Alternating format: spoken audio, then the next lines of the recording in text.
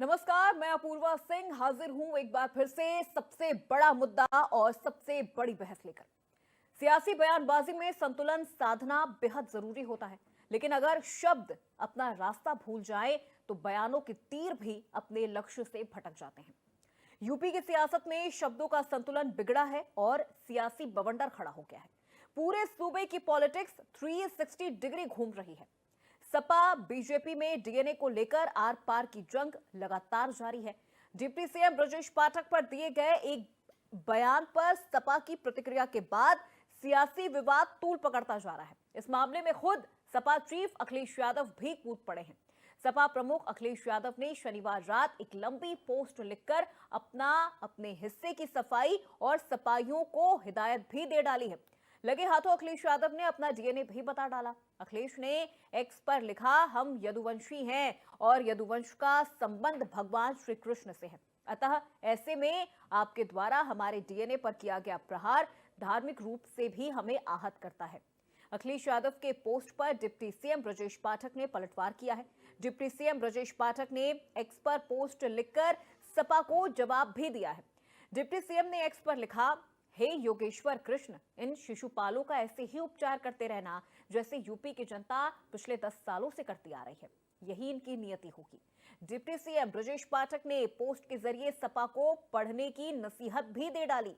Deputy CM Brajesh Pathak और Samajwadi party की media cell के बीच हुए डिजिटल टकराव ने राजनीतिक तापमान को आसमान छूने पर मजबूर कर दिया है। सपा की तरफ से पाठक के डीएनए पर की गई टिप्पणी ने न सिर्फ कानूनी बवाल खड़ा किया है, बल्कि बीजेपी बनाम सपा की खींचतान को और धारदार बना दिया है। डिप्टी सीएम ने इसे शिशुपालों की हरकत कहा है तो सपा समर्थकों ने उनके पुराने बयानों की याद दिला दी है। एफआईआर, तीखी प्रतिक्रियाएं और निजी कटाक्षों ने माहौल को इस कदर गर्मा दिया है कि हर पोस्ट अब चुनावी हथियार बनता दिख रहा है। आपको बता दें कि इस विवाद की शुरुआत 17 मई को सपा मीडिया सेल के आधिकारिक एक्स हैंडल से ब्रजेश पाठक के डीएनए पर की गई टिप्पणी से शुरू हुआ था। पोस्ट को लेकर पाठक ने तीखी प्रतिक्रिया दी है और लखनऊ में एफआईआर भी दर्ज करवाई गई है। उन्होंने न सिर्फ सपा को लोहिया और जयप्रकाश नारायण की विरासत से दूर बताया है, बल्कि पार्टी को गाली गलौज की प्रयोगशाला तक कह दिया है। ये विवाद ऐसे समय में उठा है जब यूपी की सियासत पहले से ही सुलग रही है। लोकसभा चुनावों के बाद दोनों पार्टियां आगामी विधानसभा चुनावों की तैयारियों में हैं। ऐसे में डिजिटल बयानबाजी का ये युद्ध सिर्फ बयान तक सीमित नहीं रहेगा, ये जमीन पर राजनीतिक रणनीति का हिस्सा भी बन सकता है। इस प्रकार के विवाद समाजवादी पार्टी की आक्रामक डिजिटल रणनीति और बीजेपी के जवाबी नैरेटिव दोनों को धार देने का काम कर रहे हैं। आने वाले समय में ये ट्रेंड और तेज हो सकता है। ऐसे में सवाल उठता है, सियासी लड़ाई डीएनए पर क्यों आई है? डीएनए की लड़ाई भाषा क्यों गड़बड़ाई? डीएनए पर कलेश 2027 के लिए क्या है संदेश? 2027 की लड़ाई कृष्ण और शिशुपाल पर क्यों आई है? आज की बड़ी बहस में इन्हीं सवालों पर हम चर्चा करेंगे, लेकिन उससे पहले आपको दिखाते हैं अखिलेश यादव और ब्रजेश पाठक ने एक्स पर क्या पोस्ट लिखा है। अखिलेश यादव ने एक्स पर पोस्ट किया है, वो हम आपको यहां पर दिखा रहे हैं। किस तरह से ये जो पूरा मामला है अब राजनीतिक तूल पकड़ता हुआ नजर आ रहा है। अखिलेश यादव ने यहां पर एक्स पर पोस्ट किया है। ब्रजेश पाठक पर किए गए आपत्तिजनक टिप्पणी को उन्होंने अशोभनीय खुद बताया है और माफी तक मांगी है। उन्होंने कहा है, आइंदा ऐसा ना हो इसका भी ध्यान रखा जाएगा। आगे उन्होंने लिखा कि आप जिस स्तर पर हैं, और ब्रजेश पाठक की ओर से भी अब जवाब दिया गया है। ब्रजेश पाठक ने भी एक्स पर पोस्ट किया है और सपा मीडिया सेल के साथ ही आलोचना के दौरान जिन शब्दों का इस्तेमाल करते हैं उसे पढ़कर लगता ही नहीं कि ये पार्टी राम मनोहर लोहिया और जनेश्वर मिश्र की पार्टी रह गई है। जॉर्ज साहब की बात तथा कथित समाजवादी भूल गए हैं कि शिविर लगाया करो, पढ़ा लिखा करो। अखिलेश जी, सपाइयों को लोहिया जेपी पढ़ाइए और पंडित जनेश्वर जी के भाषण सुनवाइए ताकि इनके आचरण और उच्चारण में समाजवाद झलके। लोहिया की किताबें आप पर ना हो तो मैं उपलब्ध करवा सकता हूं। हे महान लोहिया, जनेश्वर जी, इन नादानों को क्षमा करें। इन्हें कुछ पढ़ाया लिखाया सिखाया और समझाया नहीं गया है। ये नहीं जानते कि समाजवाद क्या है। इन्होंने समाजवाद को गाली गलौज, उदंडई और स्तरहीन टिप्पणियों की प्रयोगशाला बना दिया है। जब विपक्ष में रहते हुए इनका ये रूप है तो सत्ता में होते हुए इन्होंने क्या किया होगा, सहज अंदाजा लगाया जा सकता है। हैरानी ये भी कि उद्दंडता, अश्लीलता और अराजकता की संस्कृति के ये शिशुपाल अपने बचाव में योगेश्वर कृष्ण का नाम लेने का दुस्साहस भी कर लेते हैं। हे योगेश्वर कृष्ण, इन शिशुपालों का ऐसे ही उपचार करते रहना जैसे यूपी की जनता पिछले 10 सालों से करती आ रही है, यही इनकी नियति है। ब्रजेश पाठक की तरफ से भी एक्स पर पोस्ट किया गया है और समाजवादी पार्टी के मीडिया सेल की तरफ से जो आपत्तिजनक पोस्ट डीएनए की बात जो ब्रजेश पाठक के लिए की गई थी, उसका उन्होंने करारा जवाब भी दिया है। अखिलेश यादव ने भी यहां लिखा है कि समाजवादियों के डीएनए पर दी गई आपकी अति अशोभनीय टिप्पणी से आहत होकर अपना आपा खो बैठे हैं।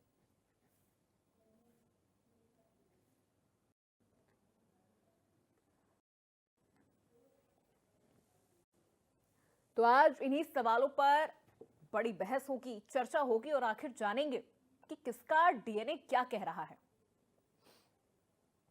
तो चलिए चर्चा की शुरुआत करते हैं। सबसे पहले हमारे आज के मेहमानों से आपका एक एक करके परिचय करवा देते हैं। अपर्णा दीक्षित, भाजपा प्रवक्ता, हमारे साथ जुड़ चुकी हैं। अपर्णा जी, बहुत स्वागत है आपका। अतुल यादव, सपा प्रवक्ता, हमारे साथ जुड़ चुके हैं। अतुल जी, आपका भी बहुत स्वागत है। रजा रिजवी, वरिष्ठ पत्रकार के तौर पर हमारे साथ जुड़ चुके हैं। रिजवी साहब, आपका भी बहुत स्वागत है। और डॉक्टर अवनीश शर्मा, राजनीतिक विश्लेषक के तौर पर हमारे साथ जुड़ चुके हैं। अवनीश जी, आपका भी बहुत स्वागत है। सबसे पहले रजा साहब, आपसे ही सवालों की शुरुआत। क्या डीएनए जैसे शब्दों को अब जो एक वैज्ञानिक शब्द है डीएनए, अब उसका इस्तेमाल राजनीतिक तौर पर किया जा रहा है? और आपने वो पोस्ट भी पढ़ा होगा, शब्द ऐसे हैं जो मैं यहां पर नहीं बोल सकती। ऐसे शब्द एक आम बोलचाल की भाषा में डीएनए को लेकर वार आरोप प्रत्यारोप तो चलता आ रहा है, हम देखते आ रहे हैं सपा और बीजेपी के बीच में।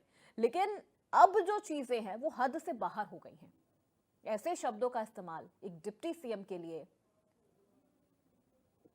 देखिए, सच्चाई ये है कि अगर डीएनए की बात आती है तो जिस व्यक्ति की डीएनए की जांच की बात की जा रही है तो ये कोई माने अब नहीं है, क्योंकि जब संबंध हुआ, संबंध के बाद बच्चा दुनिया में आया, तो अब उस व्यक्ति की क्या गलती है जिसका जो भी डीएनए हो, जिस जात का हो, जिस बिरादरी का हो, जिस डीएनए, तो उस डीएनए से जो पैदा हो गया संतान, जो दुनिया में आ गया, अब उसकी कोई गलती नहीं है। मैं ब्रजेश पाठक जी के बारे में या अखिलेश जी के बारे में, डीएनए के बारे में नहीं कह रहा हूँ। मैं एक आम बात कह रहा हूँ कि डीएनए टेस्ट की क्या जरूरत, डीएनए टेस्ट बताने की क्या जरूरत। उससे उस आदमी की गलती नहीं जो राजनेता है, चाहे विपक्ष का नेता हो, चाहे वो सत्ता पक्ष का नेता हो। बात तो ये होनी चाहिए कि इस देश में, समाज में जो भारतीय जनता पार्टी काम कर रही है अच्छे तरीके से, वो अपने कामों को बखूबी बताती रहे कि हमने ये काम किया है। अखिलेश विपक्ष के लीडर हैं, भारतीय जनता पार्टी अपनी जो कारगुजारी कर रही है उसको अच्छे ढंग से बताए, और अखिलेश विपक्ष के लीडर हैं, वो उसका विरोध करें कि नहीं साहब ये तो अच्छा काम नहीं हुआ, ये काम नहीं हुआ। ये है राजनीति। और राजनीति यही करना चाहिए। सत्ता पक्ष को जितनी भी योजनाएं, जितनी भी विकास, चाहे वो प्रधानमंत्री आवास हो, चाहे मुख्यमंत्री आवास हो, चाहे जो है क्या कहते हैं आयुष्मान कार्ड हो, चाहे उज्ज्वला योजना हो, चाहे सड़कें बनी हो, चाहे एयरपोर्ट बनी हो, इसकी बखान उनको करना चाहिए, बताना चाहिए। और विपक्ष नेता अखिलेश है, उनको बताना चाहिए कि नहीं साहब आपने इतने एयरपोर्ट बनाए हैं, तो उस पर हवाई जहाज जो रुक रहा है वो हमारे ही सड़क बनाए हुए पे रुक रहा है, और ये जो सड़क आपने पूर्वांचल की बनाई है इसका तो हम ही ने बीट करने की कोशिश की थी। तो ये चले तो ठीक है, लेकिन अब डीएनए उनका टेस्ट हो, उनका हो एफआईआर, ये बहुत अच्छी राजनीति नहीं मानी जाती है। अच्छी राजनीति यही है कि सत्ता पक्ष जो अच्छे अच्छे काम कर रहा है वो अपने अच्छे अच्छे कामों को बताए, पूरे देश दुनिया को, पूरे प्रदेश को बताए, और जो विपक्ष के लीडर हैं समाजवादी पार्टी, वो जो है इसको बताए। भारतीय जनता पार्टी बहुत समझदारी से काम करती है और वो जानती है कि देश की पार्टी है कांग्रेस, तो समाजवादी पार्टी से भिड़े रहो, समाजवादी पार्टी से भिड़े रहो। आम जनता के दिमाग में ये पता चल जाए कि समाजवादी और भारतीय जनता पार्टी ही उत्तर प्रदेश की है। कांग्रेस डेवलप न करने पाए, भारतीय जनता पार्टी इसमें सक्सेस है। ठीक है सर।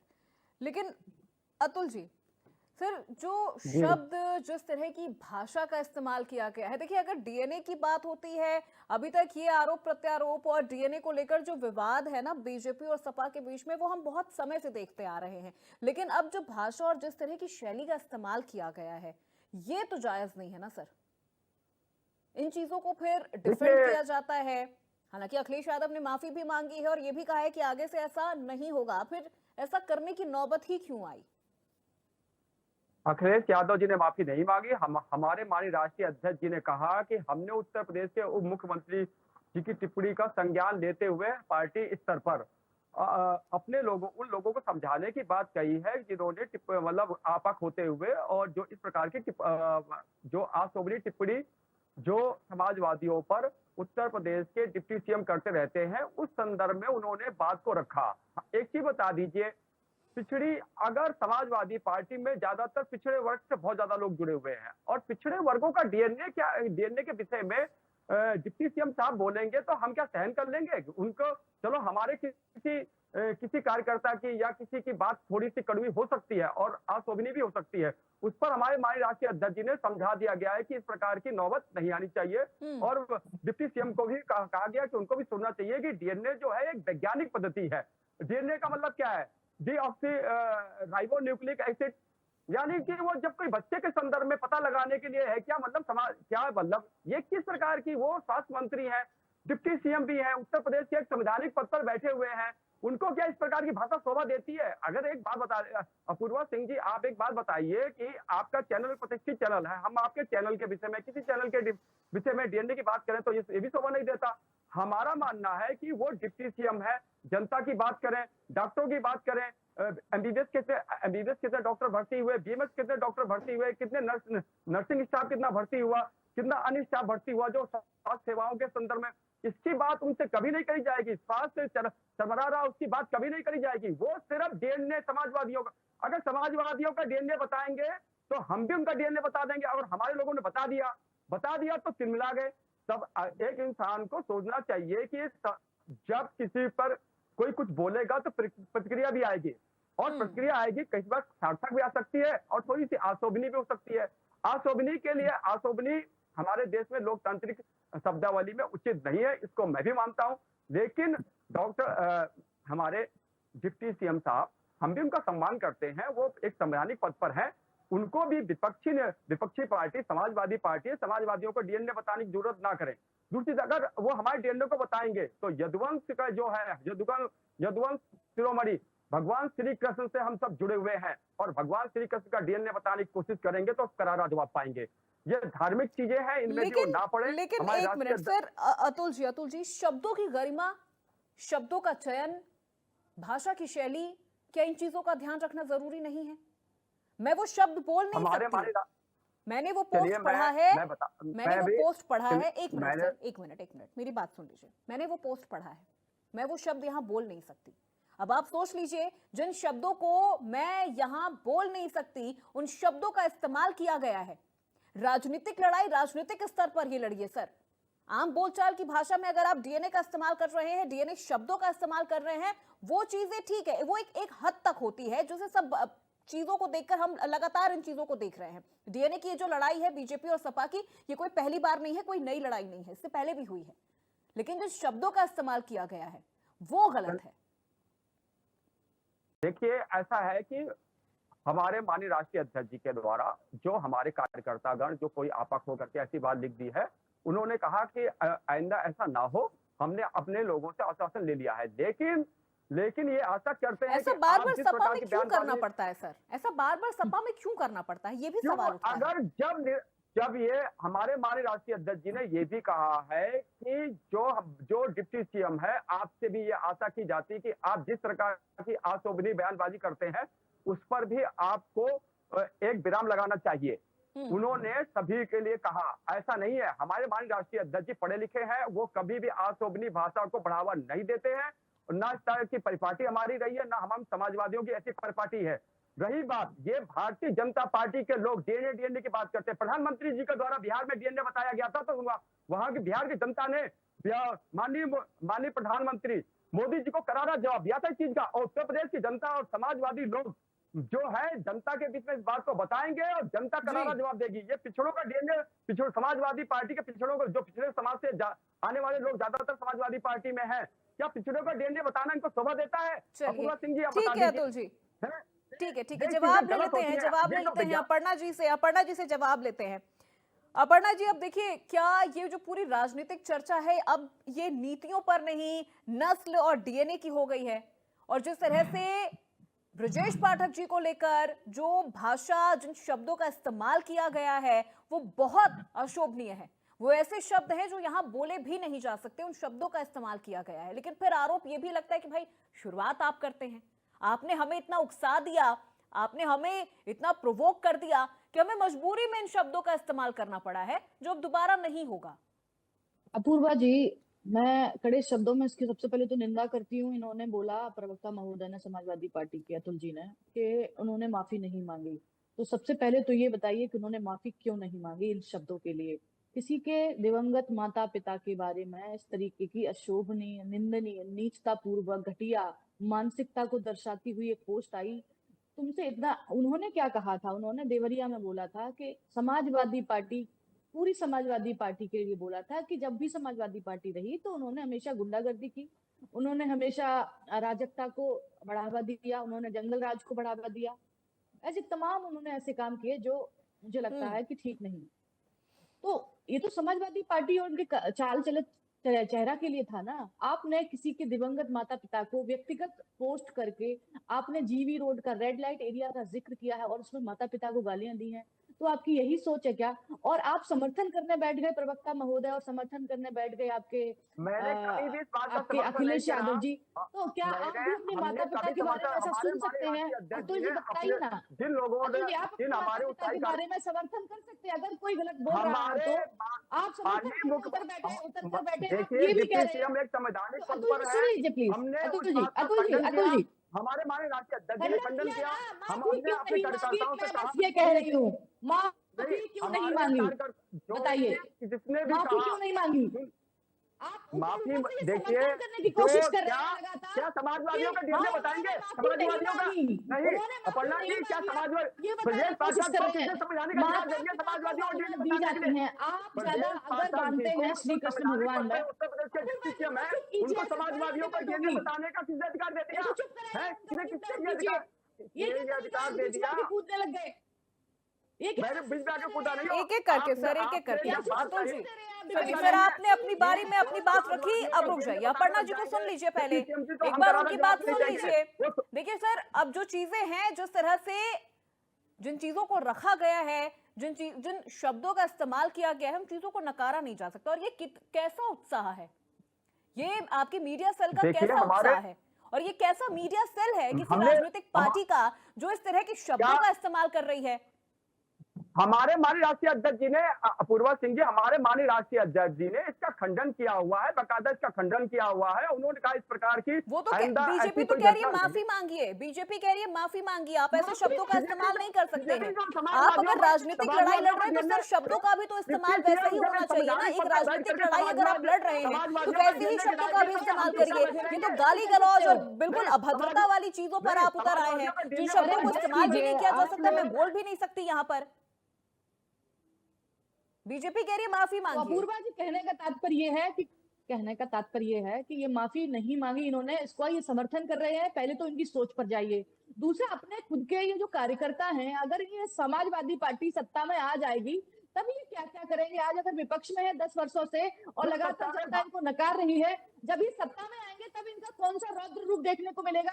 क्या ये महिलाओं की इज्जत करेंगे? क्या ये माता पिता की इज्जत करेंगे? क्या ये समाज की इज्जत करेंगे? क्या ये सोशल मीडिया जैसे प्लेटफॉर्म पर जहाँ पर बच्चे भी होते हैं, जहाँ बुजुर्ग भी होते हैं, जहाँ ये पढ़ रहे होते जो, तो उन पर क्या असर जाएगा कि समाजवादी पार्टी आखिर बढ़ावा किस चीज बीजेपी को के दे रही नेता है? किस प्रकार की हरकत कर रहे थे? महिलाओं की आप ठीक है, आगे ठीक है, बढ़ी सर, ना, रुक जाइए। वहाँ पर ज्ञान फैल रहे हो तुम इतनी देर से, थोड़ा शर्म कर लो। ये इस पर आप इस पर आपकी पार्टी कोई भी जो टिप्पणी बलिया में करोगे, जो है आपका बुरा ही आपके माना बबन जाएगा। सिंह रघुवंशी बिल्कुल नहीं। जो वो डांसर के साथ जो हरकत कर रहे थे ना, ये भी थोड़ा आपकी सा पार्टी के शर्म नेता करो। थे। तो अब आप महिलाओं के बात ना करें तो ज्यादा बेहतर होगा। मुझे चलिए, पता ठीक है सर, ठीक है, अब रुक जाइए। अपर्णा जी, अतुल जी, अब रुक जाइए। एक एक करके सर प्रतिक्रिया ले रही हूँ। अवनीश जी, ठीक है अवनीश जी। बोलने नहीं दूंगी मैं तुम्हें डिबेट में, तुम एक शब्द बोल के दिखा देना बिना डिस्टरबेंस के। मैं भी आपके चैनल पर उपलब्ध हूँ, ठीक मैं है, भी मैंने जवाब समझ दूंगा। लिया ऐसा तुम नहीं क्या है मैं कर रहे हो जवाब डिबेट देने में, के लिए मैं मैंने बैठा हुआ समझ हूँ, लिया ऐसा नहीं है डिबेट में क्या जवाब कर देने रहे के लिए हो, मैं। मैंने समझ चलिए लिया सर डिबेट ठीक में है, क्या कर रहे हो। ठीक है। डिस्टर्ब अब डिबेट में आपसे क्या तू में मैं रुक क्या जाइए, अब रुक समाजवादी जाइए, जवाब आपसे देना, तू मैं नहीं करना समाजवादी सर, रुक जवाब जाइए। देना अवनीश जी जंग से है, मेरा सवाल है, समाजवादी का उनका एक बार जवाब दे रहे जवाब हैं, हो जाता है, फिर मैं समाजवादी दे रहे लौटूंगी हैं। आपके पास। अगर सवाल अभी डिस्टर्ब बहुत है, करोगे अभी तो मैं बहुत सवाल है, आपको अभी डिस्टर्ब बहुत लंबी करूंगी। चर्चा करनी है इस मुद्दे पर। ठीक है अवनीश जी, क्या भारतीय राजनीति में अगर देखा जाए, खासतौर पर अगर उत्तर प्रदेश की बात कर ले, तो डीएनए एक सिंबल बन गया है क्या, एक प्रतीक बन गया है, जहां अब विचारधारा नहीं, अब खून, वंश, डीएनए, इन चीजों पर लड़ाई होगी। और ठीक है, ये लड़ाई अभी तक जारी थी, हम देख रहे थे बीजेपी और सपा के बीच में उत्तर प्रदेश में जो ये डीएनए वाली लड़ाई थी, जो खींचतान थी, वो लगातार जारी थी, हर मंच पर इस्तेमाल हो रहा था इन शब्दों का। लेकिन अब जिन शब्दों का इस्तेमाल किया गया है और जिस स्तर पर आकर किया गया है, क्या ये सही है? वो कह रहे कि हमने तो जवाब दिया है, अभी तक तो हमें बीजेपी प्रोवोक कर रही थी, हमने जवाब दिया है, लेकिन हम इन चीजों को लेकर हम मान भी रहे हैं कि भाई गलती हुई है। देखिए अपूर्वा जी, सबसे पहले तो मैं आपको ये बताना चाहूंगा, जिस प्रकार की भाषा का समाजवादी पार्टी के ट्विटर हैंडल से जो किया गया समाजवादी पार्टी के कार्यकर्ताओं द्वारा, वो सिवाय इनके खोखले मानसिकतापन को दर्शाता है, पहली बात। दूसरी बात, अगर आप किसी व्यक्तिगत को टारगेट करके इस प्रकार की भाषा का प्रयोग करते हैं, जो मैं भी नहीं करना चाहता ये, क्योंकि लाइव डिबेट है, वो पोस्ट सबने पढ़ी है, पूरे देश को मालूम है कि किस प्रकार की भाषा का प्रयोग किया गया। तो किसी के दिवंगत माता पिता के लिए आप इस प्रकार की भाषा का प्रयोग करके, फिर अगर आपने नहीं किया, आपके इतने कार्यकर्ताओं का मानसिक दिवालियापन इतना आ गया नीचे कि वो किसी के दिवंगत माता पिता की डीएनए टेस्ट की बात करते हैं, उनकी ऐसा है तुलना ना, भारतीय जनता पार्टी के विषय में बोल लेना। भारतीय जनता अगर बोला जाएगा तो एक पार्टी की बदतमीज आदमी हर किसी के बीच में बोलेगा भारतीय जनता क्या? पार्टी को डिफेंड करने की जरूरत नहीं है। रुक जाइए अतुल जी, भारतीय जनता सर पार्टी एक बोले, भारतीय बोल जनता लेने पार्टी के दीजिए। प्रवक्ता अतुल बनके जी बैठ आपने गए, बोला, भारतीय आपने बिना जनता इंटरप्शन के पार्टी बोला, का- किसी ने आपको बीच में नहीं रोका, किसी ने नहीं टोका। रुक जाइए, सुन लीजिए पहले, सुन लीजिए अतुल जी, अतुल जी सुन लीजिए पहले। आपने अपर्णा जी को भी नहीं सुना, ना उन्हें बोलने दिया, आप कम से कम अवनीश जी को तो बोल लेने दीजिए, सुन लेने दीजिए सर, मुझे तो सुन लेने दीजिए कम से कम वो क्या बोल रहे हैं। रुक जाइए सर, थोड़ा सा पेशेंस रखिए, आपकी भी बारी आएगी, जवाब दीजिएगा आप भी, बहुत सवाल है, बहुत जवाब आपको देने हैं। अवनीश जी आप अपनी बात कंप्लीट करें। तो जिस प्रकार से ये जो मानसिक और खोखला इनके मानसिक दिवालियापन है, बाद में इन्होंने माफी भी मांगी और अब इनके खिलाफ एफआईआर भी दर्ज हो चुकी है, तो और बाद में इनको वो ट्वीट हटाना भी पड़ा, वो ट्वीट इनको हटाना भी पड़ा। तो इस प्रकार से ऐसी ओछी राजनीति करना वो बिल्कुल भी उत्तर प्रदेश की जनता कतई बर्दाश्त नहीं करेगी, पहली बात। और दूसरा मैं ये बता दूं कि ठीक है, ये काफी लंबे समय से चला आ रहा था डीएनए ये वो, पर आप किसी को व्यक्तिगत टारगेट करके इस प्रकार की अमर्यादित भाषा का प्रयोग करते हैं।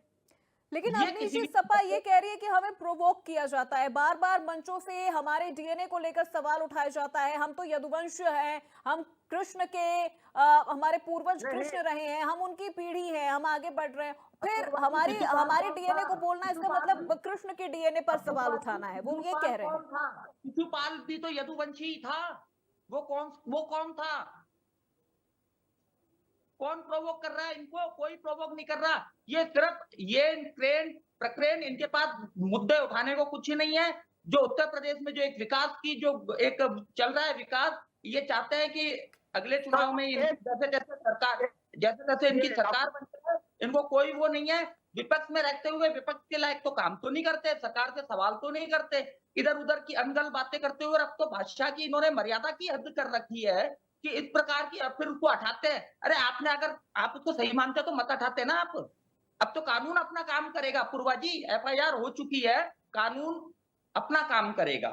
ठीक है रिजवी जी, जी सर आप लंबे समय से आप राजनीति में हैं, इन तमाम विमर्श को आप देख रहे हैं, आप इसे क्या भाषाई पतन नहीं मानते? क्योंकि निजी हमलों को अब राजनीतिक तर्क का नाम दिया जा रहा है, अब लोग इतना पर्सनल हो जा रहे हैं, डीएनए की लड़ाई, फिर उसके बाद अब इस तरह के शब्दों का इस्तेमाल, ये तो भाषा का पतन हो रहा है और फिर इसे राजनीति का तर्क नाम दे दिया जाता है। पूर्वा जी, मैं आपको बधाई दूंगा कि अभी आपके जो प्रोग्राम आपका चल रहा है ये 8 से 9 के बीच में आप, क्योंकि आप एक अच्छी एंकर हैं और जाहिर सी बात है कि हम लोग बैठे हुए हैं, इसमें अर्पणा जी बैठी हैं, अतुल जी बैठे हैं, अवनीश जी बैठे हैं, मैं स्वयं बैठा हूँ, तो जो एंकर होता है वो एक तरीके से रेफरी होता है। तो आपने बहुत अच्छा किया कि बीच में लोग बोल रहे थे, साथ में हमारे साथी लोग, तो आपने उनको रोकने का काम किया है। आपको ये बताता चलूं कि चैनल के अंदर जब 2-2, 3-3 लोग जो बोलना गेस्ट शुरू कर देते हैं, तो चैनल देखने वाले लोग फौरन अपने रिमोट से उस चैनल को हटा देते हैं कि भैया इसमें झगड़ा हो रहा है, दूसरा चैनल देखो। तो कोशिश यही रहे, जैसा आपने रोका है लोगों को कि साहब अपनी एक जो है गेस्ट को अपनी पूरी बात कहने दीजिए, तब आप कीजिए। और मैं देख रहा था कि हमारी जो है वो बहन अर्पणा और हमारे जो है अतुल जी भिड़े पड़े थे, पूरी बात ना वो कह पाए ना पूरी बात वो कह पाए। अब बात आई है मुद्दे की जो आपने पूछा है डीएनए पर। देखिए ऐसा है कि भारतीय जनता पार्टी बहुत समझबूझ के काम करती है। जी। जब जब जो है अखिलेश जी उत्तर प्रदेश के प्रतिपक्ष नेता थे, तो मैं तो विधानसभा में बैठ के कवर करता हूं, तो बड़ी समझदारी से केशव मौर्य जी को लगा दिया उनके पीछे और लगा दिया ब्रजेश पाठक को। जब भी विधानसभा में कोई बात होती थी, उठते थे ये लोग सब कहना शुरू कर देते थे कि भाई ये जो विकास हुआ है जो है वो आपके सिफाई में, तो केशव मौर्य कहे तो क्या ये आपके घर के पैसा का है, ये तो सरकार के पैसा का। मतलब वो अखिलेश को उचकाते थे और ब्रजेश पाठक भी उचका देते थे। और हमारे एक जो है वो प्रवक्ता है भारतीय जनता पार्टी के राकेश त्रिपाठी, वो फौरन समाजवादी पार्टी अखिलेश जी कुछ बोलते हैं फौरन उसका जवाब देते हैं। अब अखिलेश को ये समझ में नहीं आता कि वो एक राष्ट्रीय अध्यक्ष हैं, अब इस वक्त वो मेंबर ऑफ पार्लियामेंट हैं एक पार्टी के और राष्ट्रीय अध्यक्ष हैं, चीफ मिनिस्टर रह चुके हैं। तो जब कोई चीफ मिनिस्टर उनके खिलाफ कुछ बोले तो वो चीफ मिनिस्टर को जवाब दें। डिप्टी सीएम जब बोलते हैं तो ये फौरन फॉलन हो जाते हैं, उसके लिए किसी दूसरे को लगाइए। आपका रैंक है, आप मुख्यमंत्री कुछ कहें तो उसका जवाब दीजिए, कोई राष्ट्रीय अध्यक्ष कहे पार्टी के तो जवाब दीजिए। आप हर जगह जवाब देंगे, दूसरे को रखिए ना। बात जो आई है डीएनए की, ये बात इसलिए उठी है कि विपक्ष के लोग जो सही मुद्दे हैं उस पर कहीं कोई जवाब सवाल नहीं करते, और भारतीय जनता पार्टी जो अपने प्रोग्रेसिव काम कर रही है, जो आम जनता में काम को दिखाती है, बताती है और बड़ी तेजी से उसको पब्लिसिटी करती है और चारों तरफ से उसको घेर लेती है और घेर करके बता देती है हमने ये काम किया।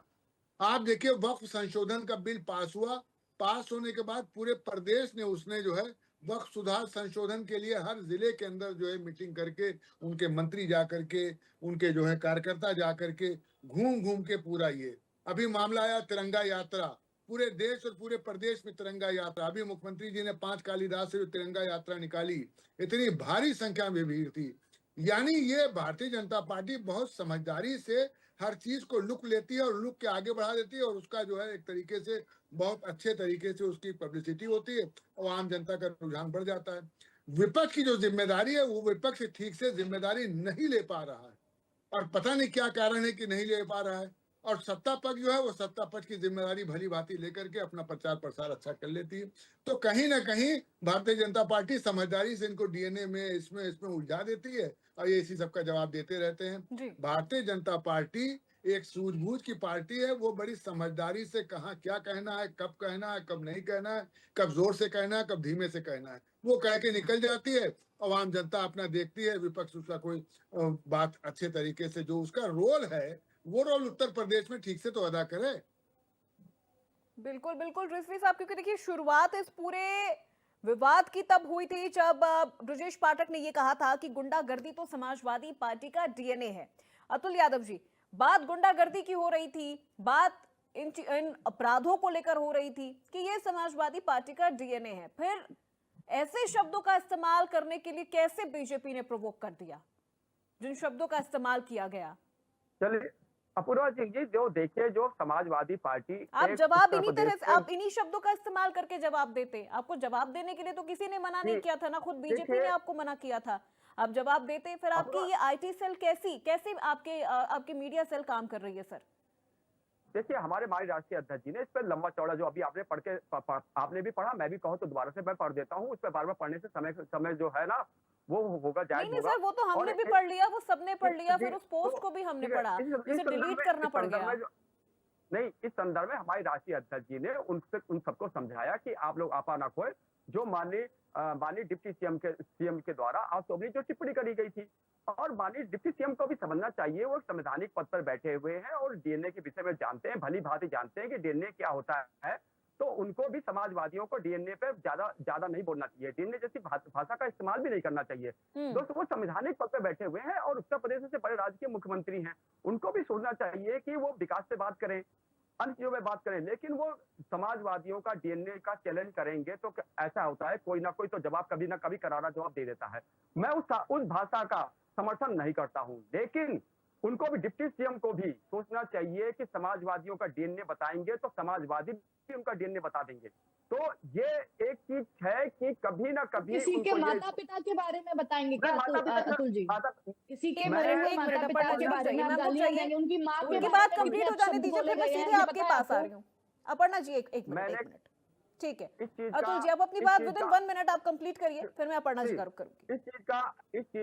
इस चीज को जो है ना, हमारे द्वारा समर्थन नहीं किया गया, हमारे राष्ट्रीय अध्यक्ष जी के द्वारा, जो पार्टी से निकाला उस व्यक्ति को। सुन तो लीजिए, सुनने की भी सख्त रखिए, फिर मैं बीच में, फिर आप बोल रहे थे, आपने कहा कि आप हमें नहीं बोलने दे रहे। अब देखिए, जो चीजें हैं उस संदर्भ में उनको समझाया गया है और पूरी एक अच्छी खासी पूरा एक पैरा लिखा गया है, सही तरीके से लिखा गया है। इस संदर्भ में सारी बातें आ गई हैं, उसमें धर्म की बातें भी आ गई हैं, माननीय मुख्यमंत्री जी के विषय में भी बातें आ गई, हमारे कार्यकर्ताओं के विषय में भी बातें आ गई। आप भी पढ़ी लिखी हैं, हमने भी पढ़ा, सबने पढ़ा, और आप भी समझदार हैं। इस चीजों का बखान नहीं होते। हम जो आज विकास से बात कर रहे होते, उत्तर प्रदेश की अन्य चीजों पे बात कर रहे होते, बेरोजगारी पे बात कर रहे होते, आज हम डीएनए पे बात कर रहे हैं। मुख्यमंत्री डिप्टी सीएम साहब को भी समझना चाहिए कि जो उत्तर प्रदेश में जो स्वास्थ्य व्यवस्था चरमरा गई है, उस पर वो कभी नहीं बोलते हैं। वो समाजवादियों के डीएनए, समाजवादियों के विषय में बोले, हमने थोड़ी मना करा, विपक्षी दल है हम, बोलना चाहिए, लेकिन डीएनए के विषय में बोलेंगे तो जवाब में कई बार उत्साह में कुछ ज्यादा हो जाता है। उन चीजों का हम समर्थन नहीं करते हैं, लेकिन माननीय डिप्टी सीएम साहब को भी समझ में आ गया होगा कि कहीं ना कहीं अब कोई चुप रहने वाला नहीं है। डीएनए की मुझे लगता नहीं है कि भविष्य में वो डीएनए पे बात करेंगे। ठीक है अतुल जी, आप कह रहे कि ऐसे शब्दों का हम समर्थन नहीं करते हैं, लेकिन जवाब भी दिया जाएगा। डिप्टी सीएम को समझ में भी आ गया होगा कि हम अब चुप रहने वाले नहीं हैं, यानी समाजवादी पार्टी चुप नहीं रहेगी, फिर वो इसी तरह की सड़क छाप भाषाओं का इस्तेमाल करेगी। अभी तो आप सत्ता में भी नहीं है अतुल यादव जी, अब मेरी बात सुन लीजिए सर, मेरी बात सुन लीजिए, अभी आप सत्ता में भी नहीं है, इस तरह की भाषाओं का इस्तेमाल कर रहे हैं, फिर अब कैसे आप कह रहे हैं कि डिप्टी सीएम ब्रजेश पाठक ने जो कहा कि समाजवादी पार्टी के डीएनए में गुंडागर्दी, अब इन शब्दों का क्या मतलब निकाला जाए? मुझे बोलने दीजिए सर, मुझे बोलने दीजिए, मुझसे बहस मत करिए, मुझसे मत बहस करिए। अब इन शब्दों का क्या अर्थ निकाला जाए, इन शब्दों का क्या तात्पर्य निकाला जाए? ये तो फिर एकदम ही सड़क छाप, एकदम स्तरहीन जो भाषा जिसको बोला जाए कि मैं यहाँ पे खुल के भी मैं उन शब्दों को नहीं बोल सकती, उन शब्दों का इस्तेमाल किया जा रहा है। ये कैसा उत्साह है? गुंडागर्दी की बात हो रही थी, माफियागिरी की बात हो रही थी, आप जवाब भी उसी तरह से देते। आपकी मीडिया सेल इतनी उत्साहित हो गई कि अब जिन शब्दों का इस्तेमाल किया गया, फिर अब सर बवाल तो हो ही रहा है उन चीजों को लेकर। अपर्णा जी, हमारी पार्टी के विषय में अगर सड़क छाप का इस्तेमाल नहीं करेगा आपका चैनल, मैं नहीं सुन पाऊंगा। तो ये शब्द क्या है सर, ये कैसे शब्द है? फिर आप मुझे बता दीजिए। अब आप चाहते कि मैं वो चीज बोलूं तो वो मैं नहीं बोल सकती ना सर, वो अतुल जी मैं वो शब्द नहीं बोल सकती, लेकिन वो बहुत स्तरहीन शब्द हैं, वो हैं, वो सड़क छाप वो शब्द हैं। अगर आपने पढ़ा है वो पोस्ट तो वो हैं, और ये मैं बोलूंगी, इसके लिए आप मुझे नहीं रोक सकते, नहीं रोक सकते आप सर। हैं, आप अपनी मीडिया सेल को रोकिए, आप अपनी मीडिया सेल को रोकिए, नहीं आप अपनी मीडिया सेल को रोकिए कि वो ऐसे शब्दों का इस्तेमाल करेंगे। आप अपनी मीडिया सेल को रोकिए, वो इतनी उत्साहित हो जा रही है क्या? वो इतनी उत्साहित हो जा रही है कि वो ऐसे शब्द इस्तेमाल करेंगे। भाषा की कोई मर्यादा होती है सर, भाषाओं की मर्यादा होती है सर। अपूर्वा जी मैं बोलूं क्या? इन्होंने ठीक है अपर्णा जी, डिबेट में पूरा टाइम यही लेते रहे जी। अपर्णा जी पहले तो मैं ये कहती हूँ आपसे कि आपने पोस्ट डाला और कितनी देर बाद संज्ञान लिया गया, इस पर प्रश्न चिन्ह नहीं उठता है क्या? 24 घंटे से अधिक हो गया था, उसके बाद संज्ञान लिया गया। चल, और दूसरी बात यह है, क्या आपने, यही वो जैन करके लड़का है जो सोशल मीडिया देखता है, पिछली बार भी इस पर एफआईआर हुई थी और जेल गए थे और अखिलेश यादव ने इनको बाहर निकाला था। यही वो लड़का है जिसने फिर दोबारा से यही पोस्ट डाली है। इस बार मुकदमा लिख गया अखिलेश यादव को, लगा कि ये जेल दोबारा से चला जाएगा, इस बार बचाना मुश्किल पड़ जाएगा, तो इसने सोशल मीडिया पर पोस्ट डाल दी है।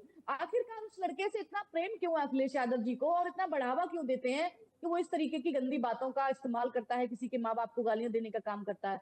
फिर समाजवादी पार्टी से अगर कुछ सवाल पूछ लिए जाए और उनसे कटु शब्दों में, देखिए विचारधारा आप में आपस में नोक झोंक, एक दूसरे की पार्टी के बारे में बात हो सकती है, लेकिन इस तरीके की निकृष्ट सोच के बारे में अगर आप लगातार बढ़ावा देने का अखिलेश यादव जी काम करेंगे, या फिर उनका कोई प्रवक्ता समर्थन में उतर आएगा, तो इसको जनता भी समझती है और सारे पॉलिटिकल जो थोड़ा बहुत एनालाइज करने वाले लोग हैं वो भी समझते हैं। अतुल जी शांत रहिए ना, मैं बोली नहीं थी, शांत रहो। क्यों बोल रहे हो आप? एक मिनट, ठीक है, ठीक है, हम ऐसी भाषा का समर्थन नहीं अतुल करते ठीक है हैं। सर, आप नहीं समर्थन करते, आप नहीं समर्थन करते, ये बताएं आप। चलिए ठीक है, रुक जाइए, अब उनको पार्टी बोल से लेने निकालना दीजिए चाहिए सर। था। हाँ, पार्टी से निकालना चाहिए था उसको, और एक मैसेज सेट करना चाहिए था कि समाजवादी पार्टी का डीएनए ऐसा नहीं है। हम गलत को गलत बोलते हैं, सही को सही बोलते हैं, लेकिन आपने फिर से यही साबित कर दिया। पोस्ट में आपने कभी माफी नहीं मांगी, सिर्फ आपने समझाने की बात कर दी, अब दोबारा नहीं होगा ऐसा भी कह दिया।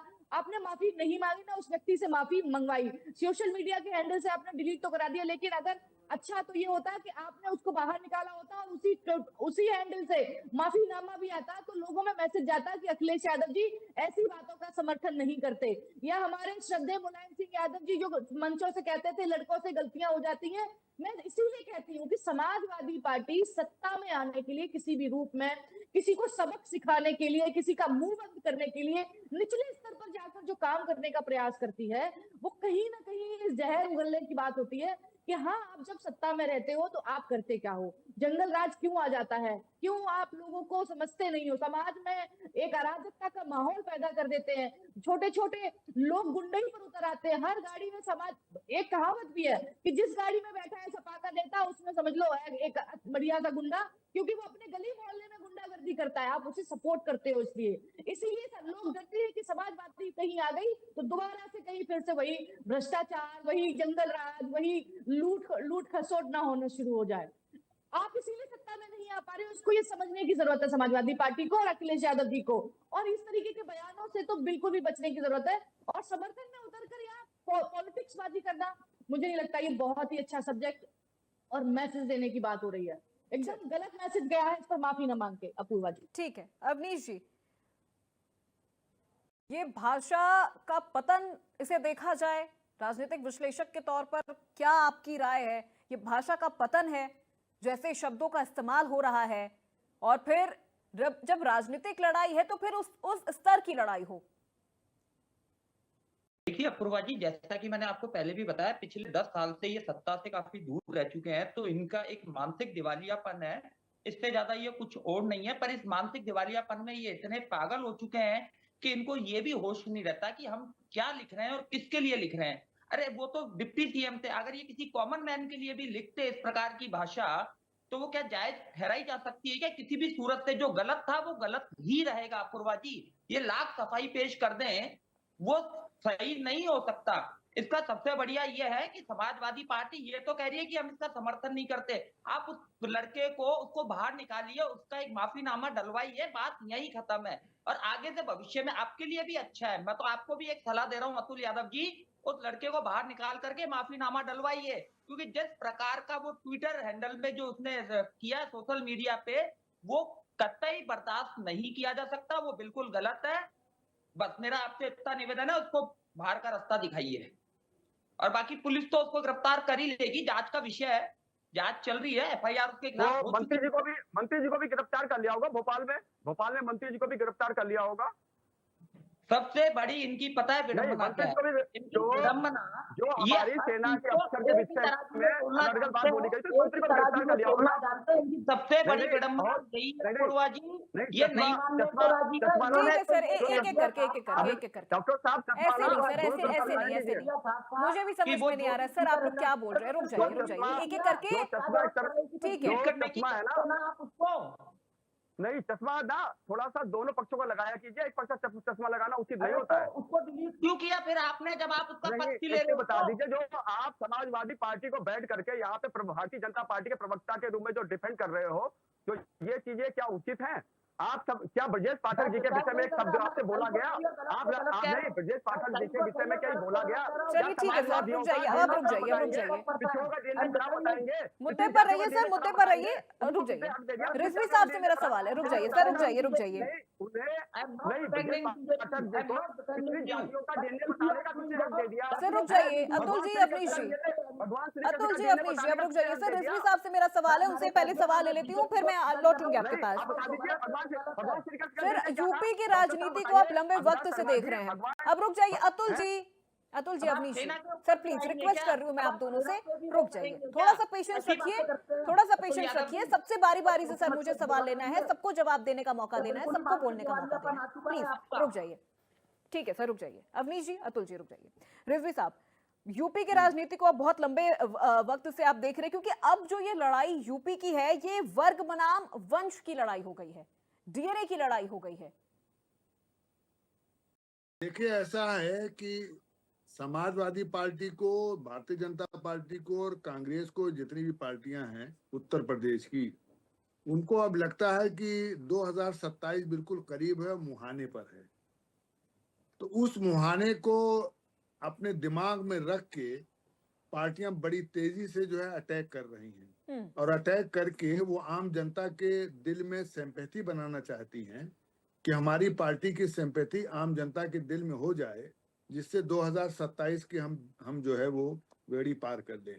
आप देखिए कि हाईकोर्ट के अच्छे वकील हैं प्रशांत अटल जी, उन्होंने जो है वो अखिलेश यादव जी को एक नोटिस दिया है, लीगल नोटिस दी है, और आधी लीगल नोटिस दे के उन्होंने अखिलेश यादव से कहा है कि भाई इस पर माफी उनको मांगना चाहिए। तो जाहिर सी बात है कि एक नोटिस भी, लीगल भी नोटिस चली गई इधर से कि माफी मांगना चाहिए। तो कहीं ना कहीं ये माफी मांगना ये कहीं ना कहीं राजनीति को एक तरीके से गरमाने की चीज है। भारतीय जनता पार्टी 2027 के लिए मजबूती से चुनाव लड़ रही है, लड़ने की कोशिश में लगी हुई है, और वो चाहती है कि हम 2027 में फिर लौट के आए। समाजवादी पार्टी ये चाहती है कि 2027 में जो हमारे 100 से ऊपर विधायक आए थे, और जब लोकसभा का चुनाव हुआ है, लोकसभा में चुनाव में जिस तरीके से हम मेंबर ऑफ पार्लियामेंट की सीटें पाए हैं, उससे हम पूर्ण बहुमत की तरफ हैं। तो इसलिए समाजवादी पार्टी जोर शोर से जो है वो लगी है कि हम जो है सत्ता में 2027 में आ जाएं। लेकिन भारतीय जनता पार्टी भी अपने कार्यों के बल पर, अपने संगठन के बल पर, अपने नेताओं के बल पर, कार्यकर्ताओं के बल पर किसी तरीके से भी वो समाजवादी पार्टी को सत्ता नहीं देगी। लेकिन समाजवादी पार्टी भी अपने कार्यकर्ताओं के बल पे, अपने नेताओं के बल पे जमीनी हकीकत पर शुरू किए हुए किस तरीके से पीडीए का नारा दे करके कि हम सत्ता में आ जाएं। लेकिन आम जनता बहुत समझदार है, आप समझिए अपूर्वा जी, वो बहुत माइन्यूटली ऑब्जर्वेशन कर रही है जी। कि कौन सी पार्टी हमारे लिए फायदेमंद है, हमारी बहबूदी के लिए, हमारी तरक्की के लिए, हमारे लिए, हमारे विकास के लिए वो अच्छी पार्टी है, और कौन सी पार्टी ठीक नहीं है। तो ये चुनावी 2027 की चुनावी की पृष्ठभूमि है, और ये बहुत तेजी से चलेगा। 2025 खत्म होने के बाद 26 जो है वो 2026 चुनावी वर्ष रहेगा पूरा, और तेजी से घमासान इस पार्टियों में चलेगा, और उस पार्टियों को आम जनता देखेगी, फिर आम जनता निर्णय लेगी कि 2027 में हमें किसके साथ जाना है। बिल्कुल, क्योंकि सर देखिए रिजवी जी, अगर बीजेपी डीएनए पर हमला करती है तो सपा को भी उसी शैली में जवाब देना चाहिए, ये चीज क्या आप मानते हैं? दूसरा सवाल ये कि अब जनता के बीच में क्या संदेश जाएगा, क्योंकि 2027 से बहुत दूर नहीं है, देखते देखते 25 और 26 में निकल जाएगा, और 27 में फिर जिस तरह से चुनाव को लेकर जो इस समय द्वंद्व छिड़ा हुआ है सपा और बीजेपी के बीच में, वो अभी से ही लगातार जारी है। इन चीजों को भी तो सर जनता याद रखती है ना, और जब वोट देने जाती है तो फिर ये चीजें भी जनता के जहन में होती है। देखिए, भारतीय जनता बहुत समझदारी से काम कर रही है। उस समझदारी को हमें लगता है समाजवादी पार्टी समझ पा रही है कि नहीं समझ पा रही है, ये उनका मुद्दा है। हो सकता है समझ भी रहे हो, वो भी राजनीतिक लोग हैं और राजनीति कर रहे हैं समाज में। लेकिन भारतीय जनता पार्टी जो समझदारी से करती है, उसका जवाब जो है, जो मिलता है, वो जवाब बहुत अच्छे तरीके से सवाल और जवाब होने चाहिए। वो चीजें नहीं हो पा रही। डीएनए की बहुत जरूरत नहीं थी इस बात की कि इस बात की जाए और इस बात को समाज में दिया जाए, क्योंकि ये जैसे कि हमारे कई एंकरों ने कहा कि डीएनए वाला मामला तो ये होता है कि साहब किसका बच्चा ये है, किसका, इसके बाप कौन है, इसकी माँ कौन है। तो मतलब आप इतने स्तर पर मत जाइए कि ये सब कहना शुरू कर दिए। तो इसलिए ये हमारे सीनियर जर्नलिस्ट होने के नाते मतलब मैं तो सोचता हूँ कि डीएनए की बात नहीं होनी चाहिए। जो डेवलपमेंट कर रही है भारतीय जनता पार्टी, जी विपक्ष उसका विरोध करे कि नहीं साहब ये डेवलपमेंट नहीं हो रहा है, नहीं साहब ये उज्ज्वला योजना में गैस सिलेंडर नहीं मिल रहा है, तो किसी को ला खड़ा कर दे वो कि साहब देखिए कहा जा रहा है उज्ज्वला योजना में ये फलाना मुसलमान है, इस मुसलमान को मिलना चाहिए, नहीं मिला। लेकिन यानी भारतीय सपा जनता भी इन पार्टी दो चीजों में आंखें उलझ के करती रह नहीं जा है। रही है, जवाब देने के बहाव में उन चीजों में सपा भी उलझ के रह जा रही है और फिर उस उलझन में, उस उत्साह में कुछ और ज्यादा बोल जा रही है।